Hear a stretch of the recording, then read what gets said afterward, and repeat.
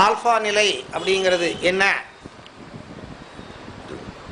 அதை உங்களுக்கு நிரூபிக்கிறதுக்காக இந்த டெமான்ஸ்ட்ரேஷன். ரிலாக்ஸ்டாக உட்காந்துருக்கீங்க. இடது கால் பாதத்தின் மீது வலது கால் பாதம்,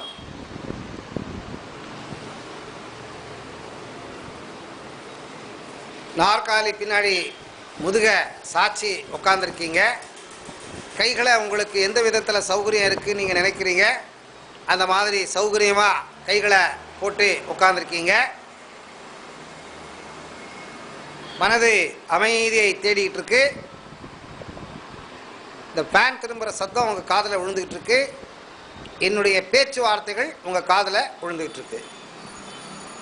கண்ணை மூடின உடனே மனது அமைதியை தேடிக்கிட்டு இருக்கு. காமாக இருக்கீங்க. எல்லா விதமான டென்ஷன்களும் நிதானமாக உங்களை விட்டு தூரம் போயிட்டுருக்கு.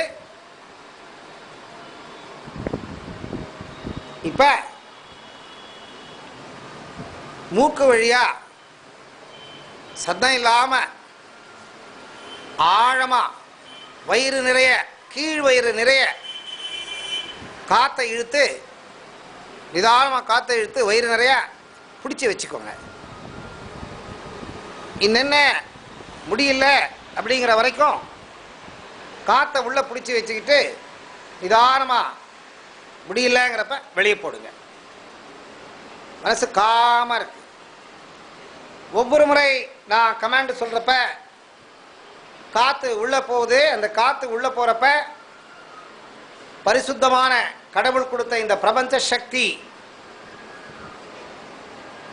நல்ல பரிசுத்தமான காற்று உள்ளே போய் கெட்ட எண்ணங்களை சரி பண்ணுது அப்படின்னு நினச்சிக்கோங்க.